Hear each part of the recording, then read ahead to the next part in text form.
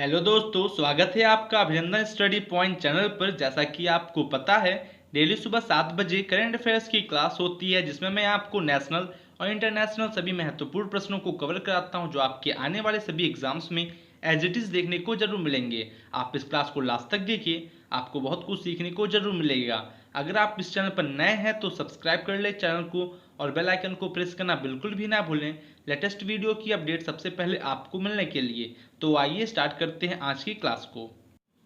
आज का पहला प्रश्न है क्वेश्चन ऑफ द डे, जो मैंने आपको होमवर्क के तौर पे दिया था। भारत का पहला हिम तेंदुआ संरक्षण केंद्र किस राज्य में खोला जाएगा? In which state will India's first snow leopard conservation center be opened?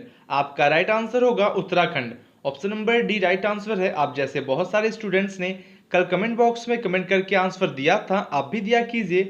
Full detail में बता दें आपको, भारत का पहला हिम तेंदुआ संरक्षण केंद्र उत्तराखंड में उत्तरकाशी वन प्रभाग में खोला जाएगा। केंद्र उत्तराखंड वन विभाग द्वारा संयुक्त राष्ट्र विकास कार्यक्रम यूएनडीपी के साथ अपनी 6 साल की लंबी परियोजना सिक्योर हिमालय के हिस्से के रूप में बनाया जाएगा और इसका उद्देश्य आजीविका प्राप्त करना, संरक्षण, स्थायी उपयोग और उच्च श्रेणी के हिमालयी पारिस्थितिकी तंत्र को फिर से ठीक करना है। आशा करते हैं आपको सभी चीज़ समझ में आ गई होंगी, आप इसको ध्यान रखिएगा। बात करते हैं उत्तराखंड राज्य के बारे में फुल डिटेल में, जो कि इसको राज्य का दर्जा मिला 9 नवंबर 2000 को। कैपिटल है इसका देहरादून, जो कि विंटर में, और गैरसीन है समर में। गवर्नर है बेबी रानी मौर्य जी। चीफ मिनिस्टर त्रिवेंद्र सिंह रावत जी हैं। Legislative assembly 70 seats, Rajya Sabha seats 3 है और लोकसभा सीट्स 5। आप इसको ध्यान रखिएगा, अगर आप स्टेट एग्जाम देंगे उसके लिए महत्वपूर्ण है और आने वाले सभी एग्जाम्स के लिए महत्वपूर्ण तो है ही। अगला प्रश्न है श्रीलंका के प्रधानमंत्री के रूप में किसने शपथ लिया है? जो कि किसने शपथ लिया है? Mahinda Rajapaksa ji. Option number D right answer है। आपको बता दें, श्रीलंका में महिंद्रा राजपक्षे ने 9 अगस्त 2020 को चौथी बार प्रधानमंत्री के रूप में शपथ ली। कोलंबो के पास केलनिया महाविहार में आयोजित एक समारोह में उनके छोटे भाई और राष्ट्रपति गोटबया राजपक्षे ने शपथ दिलाई है। अन्य कैबिनेट सदस्यों को अगले हफ्ते कैंडी में एक समारोह में शपथ दिलाई जाएगी और उन्होंने 2006 से 2015 तक देश के राष्ट्रपति के रूप में कार्य किया है। आप ध्यान रखिएगा, एग्जाम के लिए महत्वपूर्ण है। बात करते हैं श्रीलंका के बारे में फुल डिटेल में, जो कि इसकी राजधानी है श्री जयवर्धनापुर कोट्टे, जो कि प्रशासनिक राजधानी है, और कोलंबो वाणिज्यिक राजधानी। इंपॉर्टेंट है, आप भी ध्यान रखिएगा। और इसकी करेंसी है मुद्रा श्रीलंकाई रुपया। आप समझ गए होंगे। और प्राइम मिनिस्टर और प्रेसिडेंट के बारे में हमने भी बात किया, आप ध्यान रखिएगा उसको भी। नेक्स्ट क्वेश्चन है फ्लिपकार्ट ने किस राज्य के one district one product ODOP योजना के साथ एक समझौता ज्ञापन पर हस्ताक्षर किए हैं? जो कि फ्लिपकार्ट ने उत्तर प्रदेश के साथ यह समझौता ज्ञापन पर हस्ताक्षर किया है। फुल डिटेल में बता दें, फ्लिपकार्ट ने उत्तर प्रदेश सरकार के वन डिस्ट्रिक्ट वन प्रोडक्ट योजना के साथ एक समझौता ज्ञापन पर हस्ताक्षर किए हैं। यह कारीगरों, बुनकरों और शिल्पकारों को मुख्य धारा के व्यवसाय में लाएगा और साझेदारी इन कम लाभार्थी समुदायों को देश भर के लाखों ग्राहकों को अपने विशेष उत्पादों और शिल्प का प्रदर्शन करने में सक्षम बनाएगी और इस पहल को फ्लिपकार्ट समर्थ कहा जाएगा। आप ध्यान रखिएगा, एग्जाम में पूछा जा सकता है। बात करते हैं उत्तर प्रदेश राज्य के बारे में फुल डिटेल में, जो कि इसको राज्य का दर्जा मिला 24 जनवरी 1950 को। कैपिटल है लखनऊ, नंबर ऑफ डिस्ट्रिक्ट है 75, गवर्नर है आनंदीबेन पटेल जी। चीफ मिनिस्टर योगी आदित्यनाथ जी हैं और members of the legislative assembly 403, जिसमें एक्सक्लूड होते हैं 1 Anglo Indian member. Lok Sabha seat से 80 और राज्यसभा सीट्स 31 है। आपको बता दें, लोकसभा सीट्स और राज्यसभा सीट सबसे अधिक उत्तर प्रदेश राज्य में है, जो कि आपके एग्जाम में पूछा जाता है कि लोकसभा सीट किस राज्य में सबसे अधिक है? उत्तर प्रदेश राज्य में। और लोकसभा सीट और राज्यसभा सीट दोनों पूछा जाता है दोस्तों, और राज्यसभा सीट भी पूछा जाता है कि किस राज्य में सबसे अधिक है? उत्तर प्रदेश राज्य में। आप ध्यान रखिएगा दोस्तों, आप इस क्लास को लास्ट तक देखिए, आपको बहुत कुछ सीखने को जरूर मिलेगा, आप में इंप्रूवमेंट होगा और आने वाले सभी एग्जाम्स के लिए आप काफ़ी अच्छे तरीके से प्रिपेयर भी हो सकेंगे। नेक्स्ट क्वेश्चन है रुरेंद्र टंडन को किस देश में भारत के अगले राजदूत के रूप में नियुक्त किया गया है? जो कि रुरेंद्र टंडन को अफगानिस्तान के अगले राजदूत, भारत के अगले राजदूत के रूप में नियुक्त किया गया है। बता दें कि 1994 बैच के आईएफएस अधिकारी रुरेंद्र टंडन को इस्लामिक रिपब्लिक ऑफ अफगानिस्तान में भारत का अगला राजदूत नियुक्त किया गया है।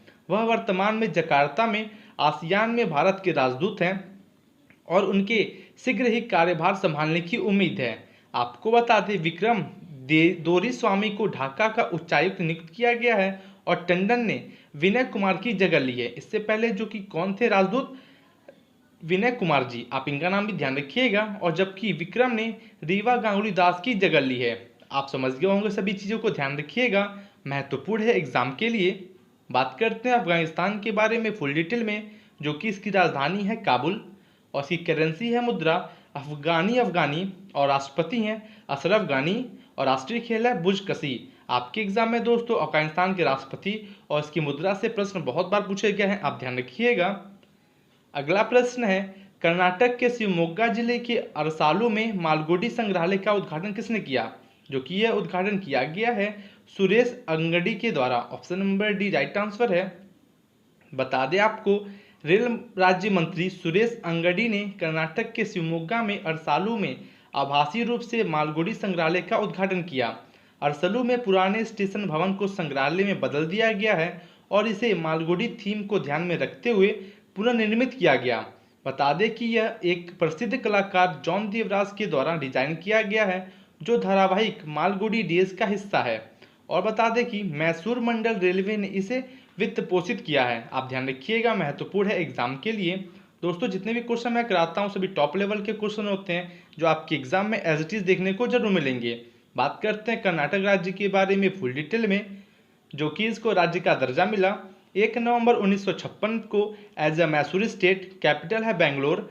नंबर ऑफ डिस्ट्रिक्ट है 30। गवर्नर हैं वजुभाई वाला जी। चीफ मिनिस्टर BS येदुरप्पा जी हैं, जो कि बीजेपी से हैं। और members of the legislative assembly 224। Lok Sabha seats 28 और राज्यसभा सीट्स 12 है। आप ध्यान रखिएगा इसको। दोस्तों मैं आपका डेली करंट अफेयर्स के साथ साथ स्टैटिक जीके को भी कवर करता हूं, ताकि अगर आप स्टेट लेवल के भी एग्जाम दें, आपके एग्जाम में कोई भी क्वेश्चन कहीं से बने, आप आसानी से सही प्रश्नों को कर सकें। अगला प्रश्न है, प्रेस्टेज सिस्टम के CEO और कार्यकारी निदेशक क्रिस्टोफर क्रिस रॉबर्ट ओ कॉर्नर ने अपना इस्तीफा दे दिया। वे किस वर्ष में कंपनी में शामिल हुए थे? जो कि वह 2019 में कंपनी में शामिल हुए थे। Option number D right answer होगा। बता दें कि प्रेस्टेज सिस्टम के CEO और कार्यकारी निदेशक क्रिस्टोफर क्रिस रॉबर्ट ओ कॉर्नर ने तत्काल प्रभाव से अपना इस्तीफा दे दिया है। फरवरी 2019 में ओ कॉर्नर IBM से प्रेस्टेज सिस्टम में शामिल हो गए थे और वह कंपनी में इंटरनेट ऑफ थिंग्स यूनिट का नेतृत्व करते थे। आगे बता दें, ओ कॉर्नर ने 9 अगस्त 2020 को अपना इस्तीफा दे दिया था और 1 साल और 7 महीने तक प्रेस्टेज के लिए काम किया। आप ध्यान रखिएगा, महत्वपूर्ण है एग्जाम के लिए।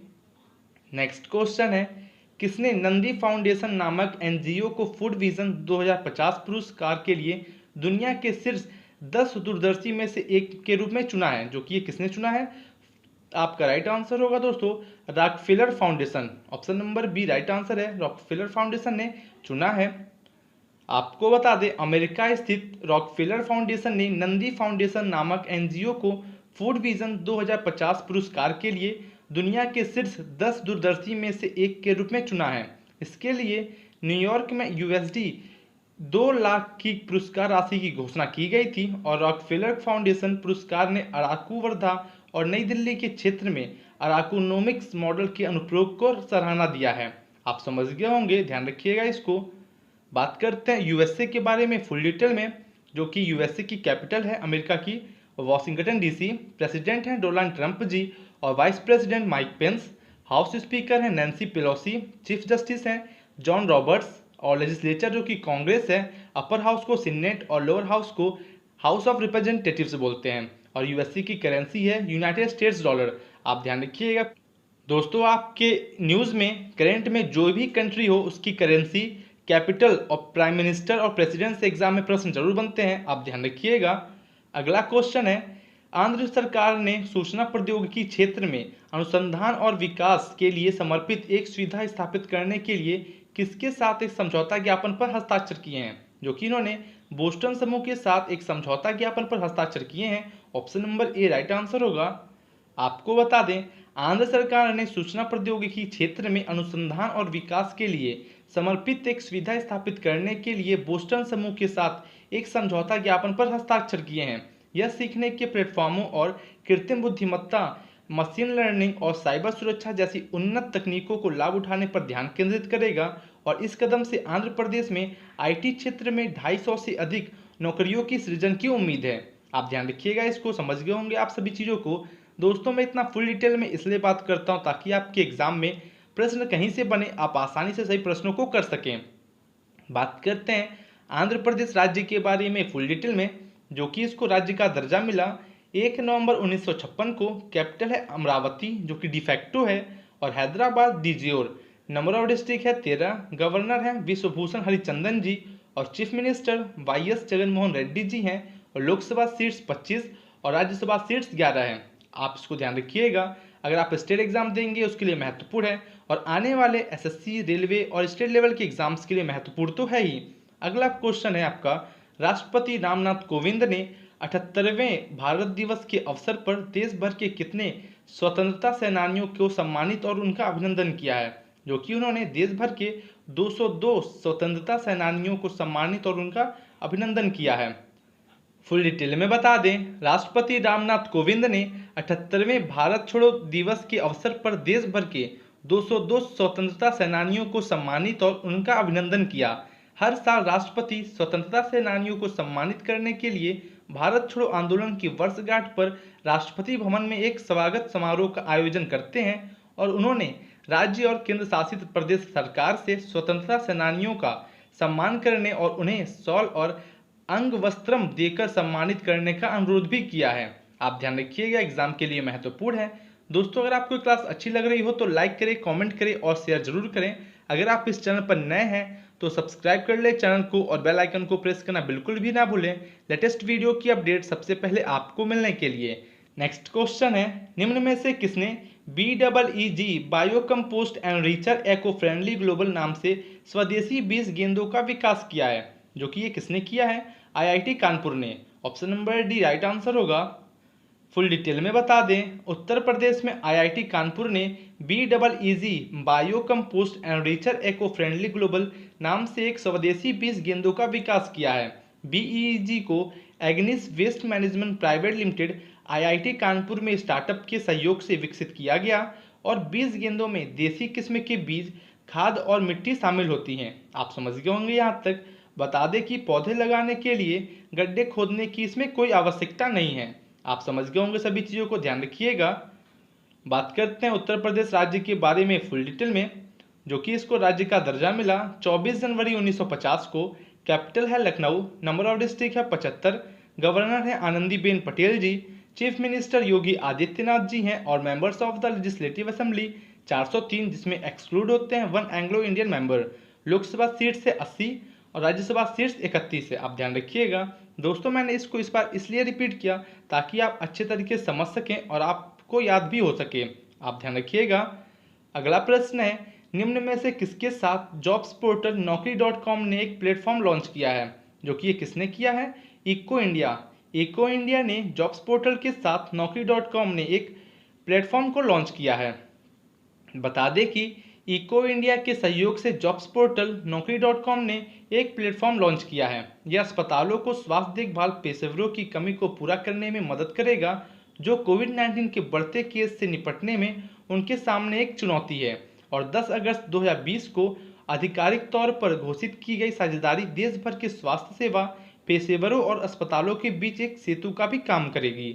आप ध्यान रखिएगा, एग्जाम में दोस्तों इस टाइप के प्रश्न जरूर बनते हैं। आप समझ गए होंगे सभी चीज़ों को। नेक्स्ट क्वेश्चन है, विश्व के स्वदेशी लोगों के अंतर्राष्ट्रीय दिवस 2020 का विषय क्या है? जो कि इसका थीम है कोविड-19 मोर पीपल्स रेजिलेंस। आप ध्यान रखिएगा दोस्तों। आपको बता दें, आपके एग्जाम में इंग्लिश में ही थीम आप ध्यान रखिएगा, क्योंकि एग्जाम में जो ऑप्शन बनते हैं इंग्लिश में ही दिया जाता है। बता दें आपको, 9 अगस्त विश्व के स्वदेशी लोगों के अंतर्राष्ट्रीय दिवस के रूप में मनाया जाता है, और यह दुनिया भर में मनाया जाता है। और 1982 में संयुक्त राष्ट्र में स्वदेशी आबादी पर कार्यकारी समूह के उद्घाटन सत्र की तारीख को चिन्हित करता है। बता दें आपको, 2020 के लिए विषय कोविड-19 और स्वदेशी लोगों का लचीलापन है। आपको दोस्तों बता दें कि आप इंग्लिश में जरूर ध्यान रखिएगा, इंपॉर्टेंट है। आगे बता दें कि स्वदेशी लोग वे जाति समूह होते हैं जो किसी क्षेत्र के शुरुआती ज्ञात निवासी होते हैं। आप समझ गए होंगे सभी चीज़ों को। अगर आपको दोस्तों इस क्लास की पीडीएफ चाहिए, आपको इसी वीडियो के डिस्क्रिप्शन में टेलीग्राम ग्रुप की लिंक मिल जाएगी, आप उस लिंक से ग्रुप में ज्वाइन हो जाइए, आपको सभी पीडीएफ वहाँ पे प्रोवाइड कर दी जाती है। अगला प्रश्न है, आत्मनिर्भर भारत सप्ताह का शुभारंभ किसने किया? Who launched the self sufficient India week? दोस्तों ये है आपका आज का होमवर्क, आपको इसका आंसर कमेंट बॉक्स में कमेंट करके जरूर देना है। आप जैसे बहुत सारे स्टूडेंट्स डेली कमेंट बॉक्स में कमेंट करके आंसर देते हैं। तो दोस्तों आशा करते हैं आपको ये क्लास बहुत अच्छी लगी होगी। अगर अच्छी लगी है तो ज़्यादा से ज़्यादा शेयर जरूर करें उन स्टूडेंट्स के पास जिसको इसकी ज़रूरत है और इस क्लास से उनकी काफ़ी हेल्प हो सके। तो मिलते हैं आपसे कल और बेहतरीन क्वेश्चंस के साथ। Thank you and good day.